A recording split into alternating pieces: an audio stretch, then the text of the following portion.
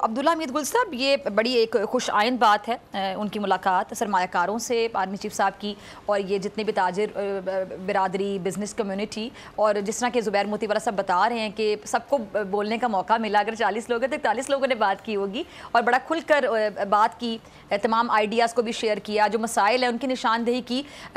मुझे लगता है कि जो मसाइल हैं अगर उनको समझ लिया जाए तो उसका हल भी निकाला जा सकता है। जैसे कि अक्सर कहा जाता है कि अगर आप सवाल को समझ लें तो सवाल को समझने में आधा जवाब होता है। हम अक्सर सवाल को ही नहीं समझ पा रहे होते, तभी जवाब भी नहीं दे पा रहे होते हैं। क्या कहेंगे, आपको क्या उम्मीदें हैं?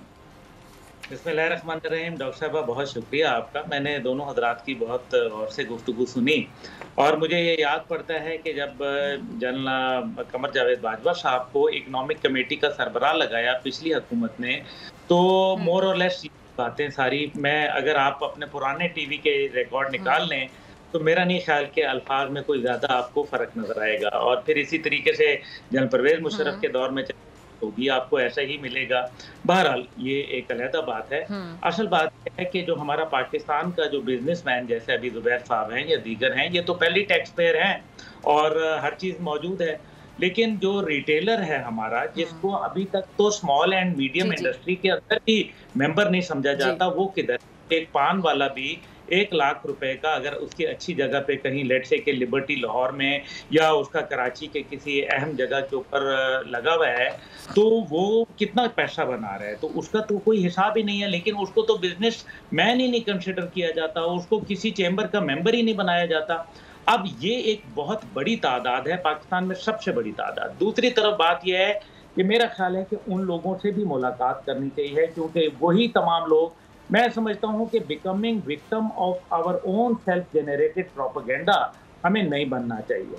हमें हालात यकीनन, क्योंकि इस टाइम पे जो अगर आप आईटी की बात करें, आईटी के अंदर सबसे बड़ा इशू ये है कि आईटी का बिजनेस तो पहले भी था 9/11 से पहले और बहुत अच्छा ब्लॉसम पे चल रहा था। लेकिन क्या हुआ कि अमेरिका ने वो तमाम बिजनेस शिफ्ट कर दिया, सिलिकॉन वैली इंडिया को दे दिया और उसके नतीजे में क्या हुआ कि पाकिस्तान का वो बिजनेस चला गया।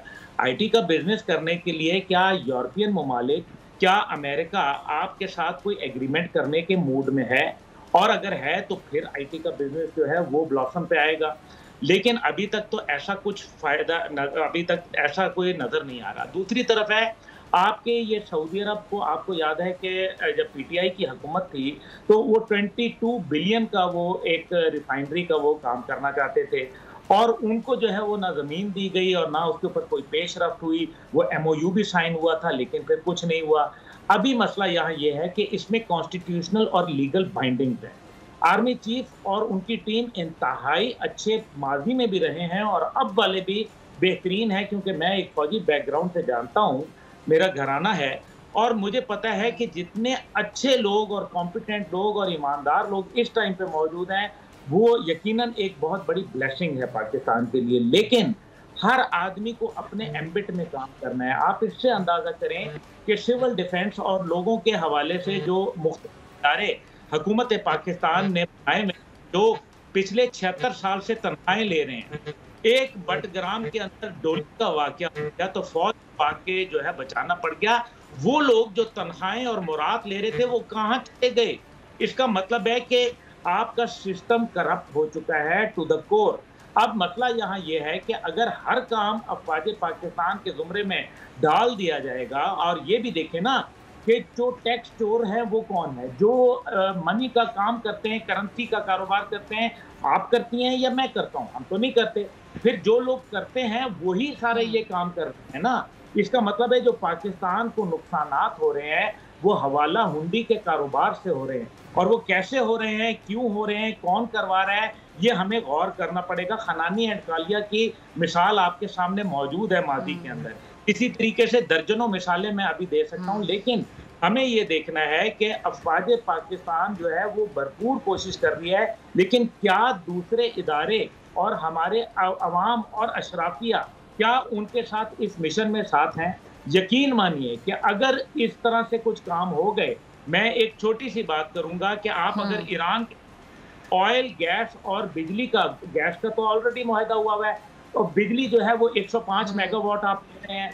आप अगर ऑयल भी उनका जो है लीगलाइज कर दें तो नतीजा ये होगा कि पाकिस्तान को डॉलर के अंदर पेमेंट नहीं करनी पड़ेगी, क्योंकि बार्टर ट्रेड है और वो तकरीबन 20 बिलियन डॉलर का है। और अगर आप 20 बिलियन डॉलर का एक्सपोर्ट कर सकते हैं तो तकरीबन यूरोप और अमेरिका के साथ मिलके जो आपका एक्सपोर्ट है वो 15 बिलियन डॉलर बनता है।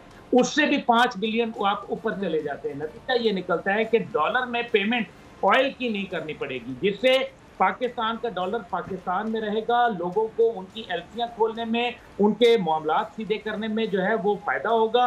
और डॉलर जो है वो एक हफ्ते में, जुबैर साहब बड़े समझदार आदमी हैं, लगारी साहब बैठे हैं, पूछें अगर वो डॉलर पाकिस्तान में रह गया तो 100 रुपया डॉलर अगर एक हफ्ते में ना नीचे आ गया, आप मुझसे पूछिएगा।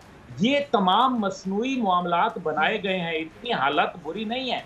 अब पाकिस्तान के पास मिनरल्स हैं, लेकिन मिनरल्स किस कीमत के ऊपर जा रहे हैं, किस कीमत के ऊपर फरोख्त हो रहे हैं? क्या हमारे पास वो इंडस्ट्री मौजूद है, वो हमारे पास इक्विपमेंट मौजूद है जो बता सकता है कि ये देखिए ना, अभी 35% जिसके अंदर क्रोमाइट है उसकी कीमत भी वही है, और जिसमें 59% है वो भी डंपर वही कीमत दे जा रहा है। तो ये तो जमीन आसमान का फर्क है। आपके पास 3 रुपए किलो सिलिका जा रहा है, आपका जो है वो $1000 कॉपर जा रहा है डंपर के हिसाब से। तो ये जो $10,000 का डंपर है, तो उसको आप सेग्रीगेट कैसे करेंगे, कैसे उसको आप नजर लाएंगे? और फिर ये IMF और वर्ल्ड बैंक का जो जनरल आसिम साहब ने बात कही है बिल्कुल दुरुस्त है, लेकिन ये जो अभी कोई भी आप माहिर मईशत बुला लें, वो बता दें कि अगर हम जिस तरह से चल रहे हैं 50 साल में भी हम क्या कर्जे वापस कर सकते हैं? तो नहीं कर सकते। हमें मॉरेटोरियम लेना पड़ेगा, हमें बताना पड़ेगा कि हम 10 साल 15 साल हमारे पैसे फ्रीज कर दें।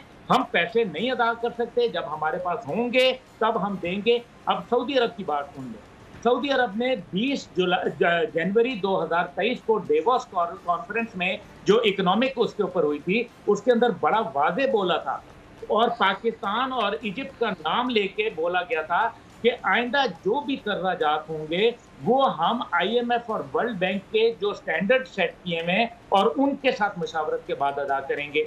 अब पाकिस्तान फौज एक वाहिद है जो गारंटर के तौर पर काम कर सकती है, लेकिन अनफॉर्चुनेटली यहाँ चीफ जो होते हैं वो 3 साल के लिए आते हैं, अगर उनको एक्सटेंशन ना मिले, और उसके अंदर अगर हम मौजूदा आर्मी चीफ का टाइम निकालें तो तकरीबन उनका जो है वो नवंबर के अंदर इंशाअल्लाह ताला 1 साल मुकम्मल होगा। मैं समझता हूँ चैलेंज बहुत बड़ा है।